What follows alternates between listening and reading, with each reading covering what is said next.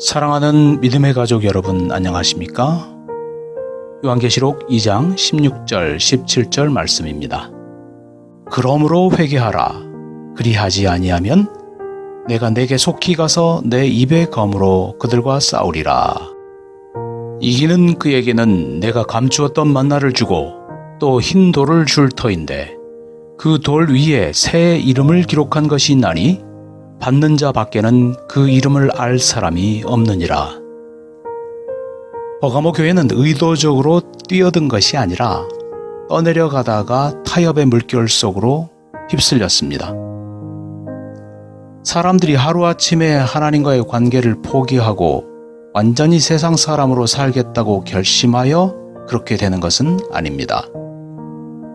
그리스도인들이 세속화될 때에는 그들 스스로를 점차적으로 세속에 빠지도록 방치하였기 때문입니다. 아마도 그들은 이전처럼 기도하지 않거나 개인 기도에서 씨름하지 않았을 것입니다. 그리고 그들은 전처럼 성경이나 다른 경건서적을 읽지 않았을 것입니다. 그리고 차츰 교회에 출석하는 일이 줄어들었을 것입니다. 세속주의로 미끄러져 들어가는 것은 점진적인 과정입니다. 타협의 문제는 사람들이 자신도 모르는 사이에 그 속으로 미끄러져 들어간다는 것입니다. 하지만 하나님은 타협을 싫어하십니다. 화해와 타협은 다릅니다. 화해는 좋은 것이지만 타협의 결과는 영적으로 건강하지 않습니다. 타협에는 더 낮은 표준이 따라오기 십상입니다. 사람들은 자연스럽게 상승 기류에 표류하지는 않습니다. 모든 교회는 한결같이 더 낮은 표준과 덜 분명한 교리의 방향으로 하강 기류를 타는 경향이 있습니다. 사람들이 성경 말씀을 정직하게 적용하여 기꺼이 그 물결을 거스르지 않는 한 교회는 불가피하게 버가모 교회가 그랬던 것처럼 더욱 낮은 표준으로 하락하게 될 것입니다. 타협에 관한 예수님의 해결 방법은 무엇입니까? 의심할 여지도 없이 회개하라는 것입니다. 버가모 교우들은 분명히 자신들을 회개할 필요가 없다고 생각하였으나 예수께서는 잘못된 종류의 관용을 회개해야 한다고 주장하십니다.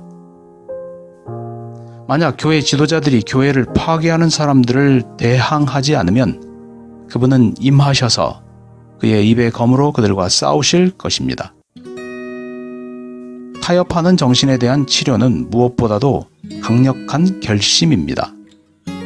회개한다는 것은 우리들의 삶 속에서 완전한 방향을 전환하여 영적 훈련을 새롭게 결단하는 것입니다.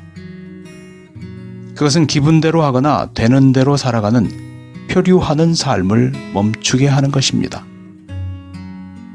회개는 기도와 말씀 연구를 위한 시간을 정하여 의도적으로 영적인 일을 행할 것을 요청합니다.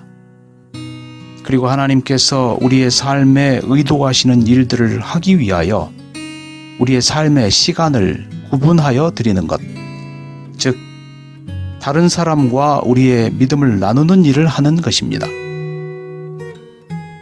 우리가 어떤 일을 해왔던지 그리고 어떠한 사람이었던지 상관없이 방향을 전환하기에는 결코 시간이 늦지 않았습니다.